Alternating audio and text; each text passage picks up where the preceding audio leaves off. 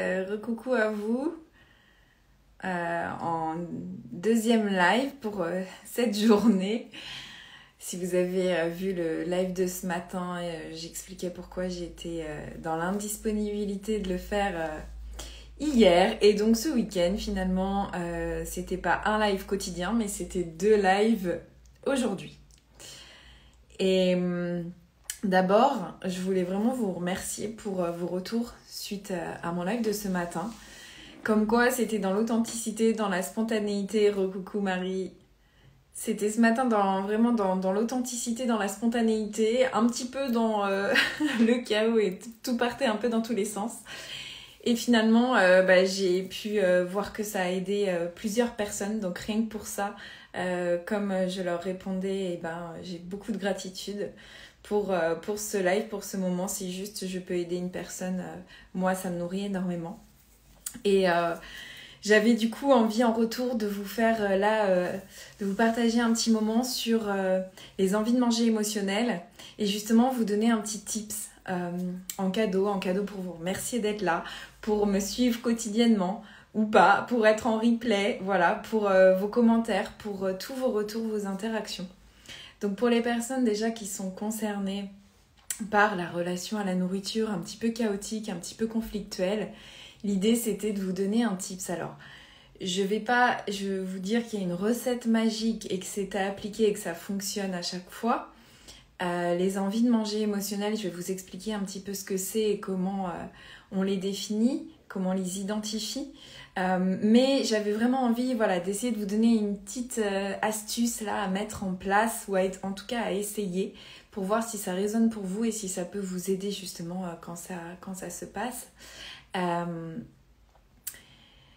Sachant que là encore, ça demande un accompagnement, une démarche par rapport à ça et que rien n'est magique et rien... Enfin, ça se règle pas non plus en 2 secondes. Faut voir l'origine, d'où ça vient, pour vraiment pouvoir ancrer le changement durablement.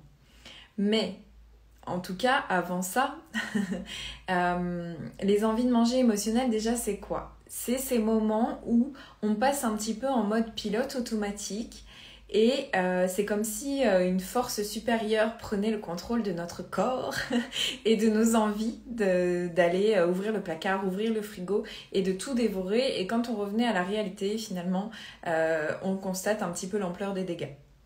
Il y a bien sûr des niveaux. Là, je vais grossir le trait, donc c'est pas à prendre mot à mot, c'est vraiment l'idée de vous donner déjà une idée, une overview un petit peu du mécanisme. Mais voilà, c'est un petit peu l'idée. Donc après, on peut le définir par tout ce qui est boulimie, hyperphagie. Quand je dis alimentation émotionnelle, c'est pour alléger un petit peu le sujet et juste partir, en fait, lier finalement la prise alimentaire, le fait de manger un petit peu de manière compulsive, on va dire une compulsion alimentaire même. Donc du coup, de lier ce comportement à l'émotionnel. Il n'y a rien de grave dans ça, il n'y a rien de fataliste, il y a des solutions qui existent. Moi-même dans mes accompagnements, évidemment, on travaille énormément là-dessus.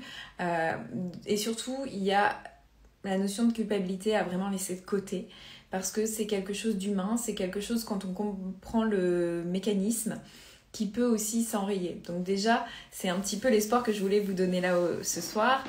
Et... vous amener déjà à peut-être, pourquoi pas, amorcer ce petit changement, faire en sorte que vous vous en sentiez un peu plus apaisé avec ça. Donc concrètement, comment ça se passe ?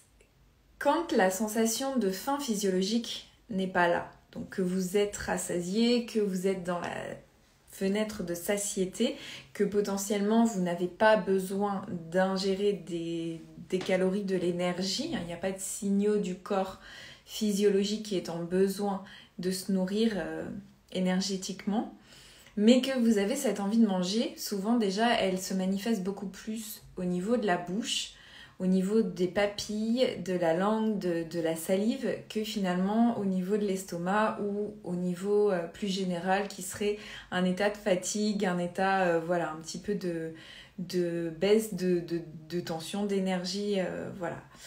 Et donc concrètement,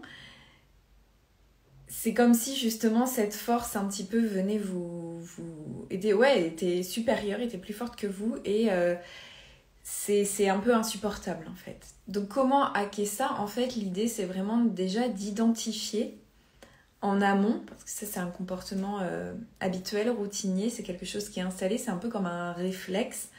C'est d'aller identifier en amont qu'est-ce qui déclenche ça en fait. C'est les fameux déclencheurs, si vous connaissez un petit peu le terme. Qu'est-ce qui va finalement créer, amorcer ce mécanisme, ce comportement. Donc je sais pas, typiquement, si ça vous arrive en fin de journée, quand vous rentrez du boulot, à quel moment ça switch en fait? À quel moment vous passez en mode pilote automatique? Est-ce que c'est quand vous descendez des transports? Est-ce que c'est quand vous garez votre voiture? Est-ce que c'est quand vous prenez le courrier? Est-ce que c'est quand vous mettez la main sur la poignée de votre porte d'entrée? Est-ce que c'est quand vous accrochez votre sac, vos affaires, quand vous rangez vos affaires? Voilà, à quel moment finalement il y a ce switch qui fait que vous passez plus ou moins dans ce mode pilote automatique ou que ce pouvoir prend le dessus sur vous. Alors, je ne vais pas découper tout le processus parce que ça prendrait trop de temps et c'est des choses aussi qu'on fait en individuel parce que c'est propre à chacun et pour que ce soit pertinent, c'est vraiment important que ce soit sur mesure avec vos référentiels. Coucou Julie!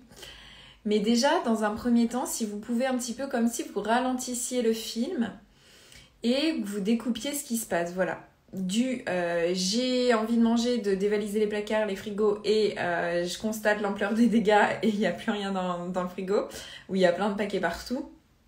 À partir de quel moment en fait je passe dans ce mode un peu pilote automatique? Ralentissez le film en fait. Donc je sors du bureau, qu'est-ce que je fais, où je vais, qu'est-ce qui se passe juste avant finalement ce comportement. Et je vous invite vraiment à mettre de la conscience là-dessus. Même si ça vient pas la première fois, c'est pas grave. Refaites-vous le film dans les différentes situations et voyez qu'est-ce qui est récurrent en fait. Qu'est-ce qui revient tout le temps et qui est toujours là avant ce type de comportement.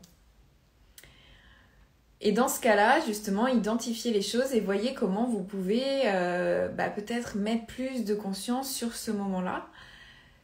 Pourquoi pas faire les choses différemment ? Voilà, c'est pour ça que je dis un petit peu hacker les envies de manger émotionnelles parce que ça va être vraiment d'aller casser la structure du schéma répétitif. Et ça, même si ça n'empêche pas de travailler sur les émotions plus profondes, sur les causes un peu plus originelles, ça permet déjà de pallier un petit peu à l'urgence et de reprendre le contrôle sur la situation. Et même si vous continuez de manger de manière compulsive après, vous aurez déjà mis de la conscience là-dessus et au fur et à mesure, ça va diminuer un petit peu en intensité. Voilà. Donc, j'espère que ce petit tips vous aidera ou aidera aussi les gens des personnes de votre entourage si elles sont concernées, si vous n'êtes pas concerné directement. Mais j'avais vraiment à cœur aujourd'hui de vous partager ça. J'espère que ça vous aura amené de la valeur. Si vous avez des questions par rapport justement aux différentes étapes ou processus, n'hésitez pas, que ce soit pour les personnes qui regarderont en replay ou voilà, dans le chat ou sous le live ou alors en DM, avec grand plaisir. Et je vous souhaite un très bon dimanche, une très belle fin de week-end. Et je vous dis à demain pour le prochain live quotidien de cette série 365 jours. Aujourd'hui, on était au 25e. Je suis toujours aussi ravie d'être en connexion en direct avec vous chaque jour. J'espère que vous aussi. Si aussi il y a des sujets que vous souhaiteriez aborder, que j'oriente mes lives sur d'autres sujets, avec grand plaisir. Je suis là aussi pour vous, donc n'hésitez pas. Je vous souhaite une belle soirée, je vous dis à très bientôt.